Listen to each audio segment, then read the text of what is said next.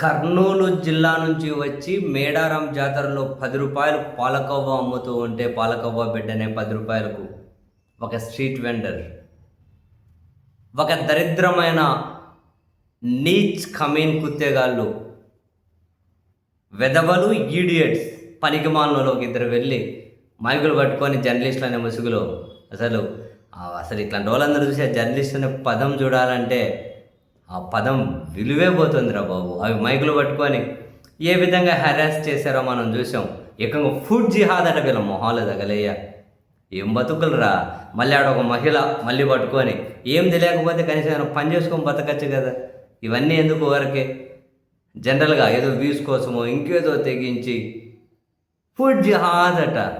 అసలు వీళ్ళకు ఆ ఫుడ్ ఏంటి, స్ట్రీట్ వెండర్స్ ఏంటి, ఈ శ్రమజీవులు ఏంటి, వాళ్ళు ఏ విధంగా బతుకుదెరువుగా దీన్ని చూసుకుంటారు. చాలా తక్కువ మార్జిన్ వాళ్ళ ప్రయాణ ఖర్చులు, రోజువారీ కూలీ మాత్రమే చూసుకుంటారు.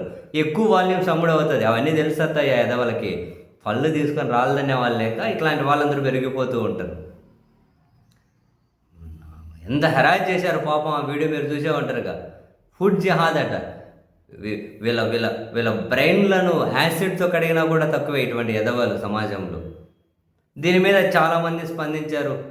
చివరికి ఆ లిస్టులో ఆంధ్రప్రదేశ్ మంత్రి నారా లోకేష్ గారు కూడా చేరారు. ఆ సంఘటన జరగడం నిజంగా చాలా బాధాకరం. ఐఎమ్ సారీ బ్రదర్ అని చెప్పి నారా లోకేష్ గారు కూడా తాజాగా ట్వీట్ చేశారు. నేను త్వరలోనే మిమ్మల్ని కలుస్తాను. ఆయన పేరు షేక్ షా వలి అని, కర్నూలు జిల్లా. అసలు కర్నూలులో ఈ పాలకోవా ఎంత ఫేమస్ తెలుసా. వివిధ పక్క రాష్ట్రాలకు కూడా వీళ్ళు పోయేసి రూ. 10 పెద్ద ఆటో పెట్టుకుంటారు. వాళ్ళ ప్రయాణ ఖర్చులు, వాళ్ళ ఖర్చులు, రోజువారీ కూలీ మాత్రమే. స్ట్రీట్ వెండర్, శ్రమజీవులు అండి వాళ్ళు. శ్రమజీవులు రూ. 10కు చాలా తక్కువ మార్జిన్. ఎక్కువ వాల్యూమ్స్ అమ్ముడుపోతాయి కాబట్టి వాళ్ళ కూలీ, ప్రయాణ ఖర్చులు మిగులుతుంది అంతే. అని పట్టుకొని ఫుడ్ జిహాద్ అని నారా లోకేష్ స్పందించి సారీ చెబుతూ ఈ సంఘటన జరిగినందుకు, పక్కన మేడారం జాతరలు అక్కడ జరిగినా కూడా అంటే ఒక బాధను ఎక్స్ప్రెస్ చేయడం నారా లోకేష్ గారు కూడా ఇక్కడ. త్వరలో నేను మిమ్మల్ని కలుస్తాను, మీ పాలకోవా టేస్ట్ కూడా నేను చూస్తాను, తింటాను అని చెప్పి చాలామంది మద్దతు ఇచ్చారు. వాళ్ళ ఊరందరూ కూడా ఆయనకు మద్దతుగా నిలబడ్డారు. ఎక్కడైనా మనిషి అన్నవాడు ఎవడైనా ఇట్లా చేస్తాడా? ఈ విధంగా హెరాస్ చేస్తారా?